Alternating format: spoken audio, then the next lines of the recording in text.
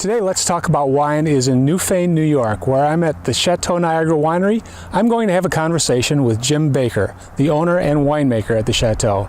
I'm going to ask him about his wine, his winemaking, and his future plans for the Chateau. So stick around while I ask Jim Baker 5 questions.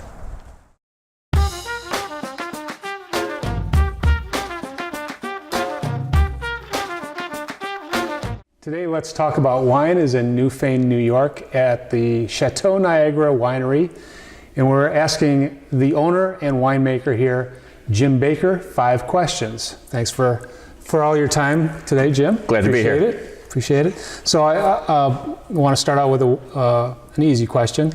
How did you get started in all this? What made you make the decision to go headlong into winemaking here? Well, it's a love story, and I think why shouldn't life be a love story? Right? This is quite a, I think, a wonderful story. My wife and I have 33 years. When we were younger, we were dating. She's from Jamestown area. I'm from here, and I used to go visit her. We would go visit the wineries that were available in the Chautauqua area at the time. They did not have wineries up here then. So we were young and in love, and the air was full of romance, and we fell in love with the whole lifestyle of food and wine. Can you tell me about your winemaking style? Yes. We do some interesting things here at Chateau Niagara. So a lot of our wines are classic French style wines. That's what we intended to do from the get-go, was to make very, very classic, food-friendly wines overall. But we make our traditional wines in a very French style. So our Pinot is very Northern Burgundian. Our Trinity is our Bordeaux blend. It's very much a right bank Bordeaux.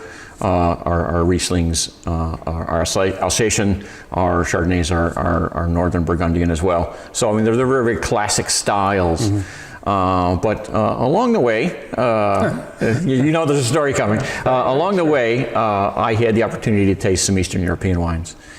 And that was a game changer for me. So we introduced a series of Eastern European wines here that we're bringing forward in terms of Eastern European grapes and styles of wine that we brought forward that are vinified with an eye towards a Western style.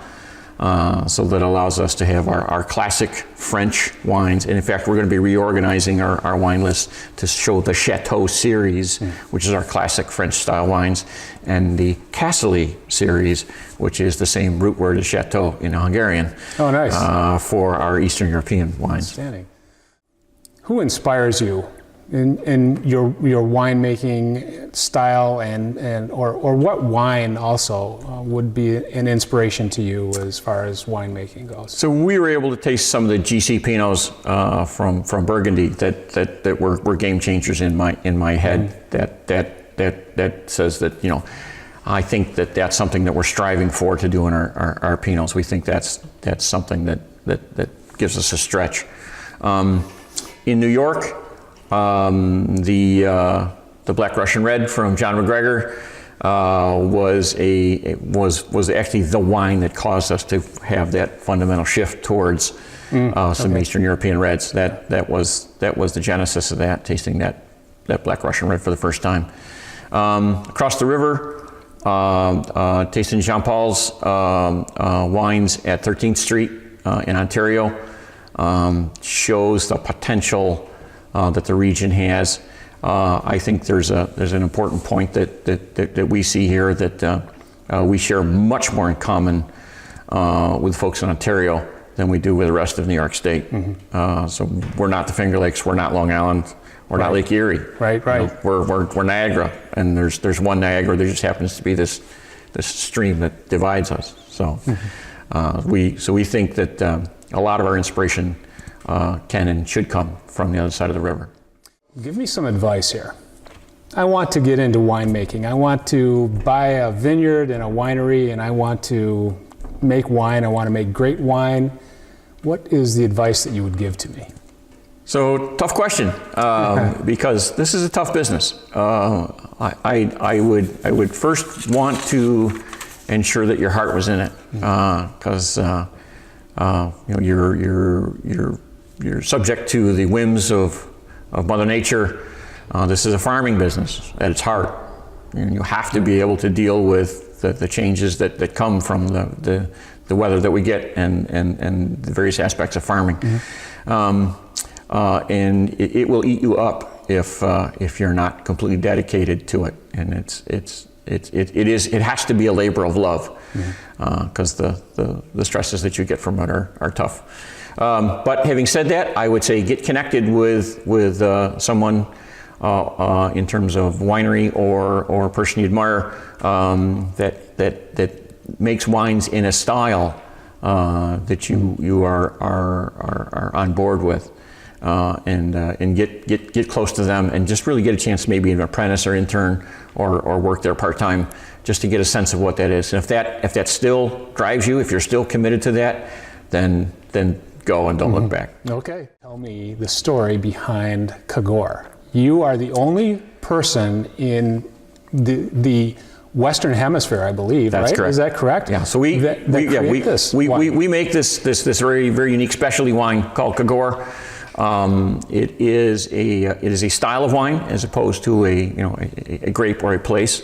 So much like a port or a sherry is a style of wine. Once you've had one, you wouldn't confuse one for the other. And a port is a port the world around, regardless of where it's made or what grape it's from. You have a certain expectation of what it's going to taste like. It's just that's the style of the wine. This style of wine is unknown in the West because it's Russian. The very finest of these became the personal wines of the czars. So as the Romanovs entertained the crown heads of Europe, they were tasting a wine very similar to the wine that we make. So we really set out to try to recreate the czar's wine. We are the only winery, to the best of my knowledge, that makes this wine in a commercial level in the Western Hemisphere. I am aware of a small place down in the Carolinas that makes this, because this is also the Orthodox sacramental wine for the Russian Orthodox Church.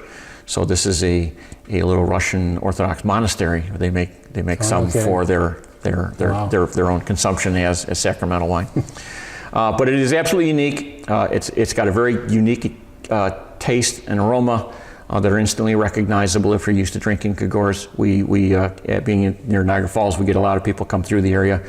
Occasionally we'll have some Russian fellows that will come through and make their way over here, as they're just so intrigued that there isn't a Kagor available here. So we've never failed to please those folks. They've always said, "Oh, I'm instantly recognizable." Yes, absolutely, you have a Kagor. And a number of them have said to me, "My God, this is simply the best Kagor I've ever had." No kidding. Yeah, it's really quite an honor to hear that. So I bet. Thanks very much, Jim. You're most welcome. Appreciate your time, and it's been a great conversation. Where can people find you as far as social media goes? We're on Facebook as Chateau Niagara page. We are on Instagram as well. There is a seldom used Twitter account. Our winery is Chateau Niagara Winery.com, and you can reach us at info@chateauniagarawinery.com. Outstanding.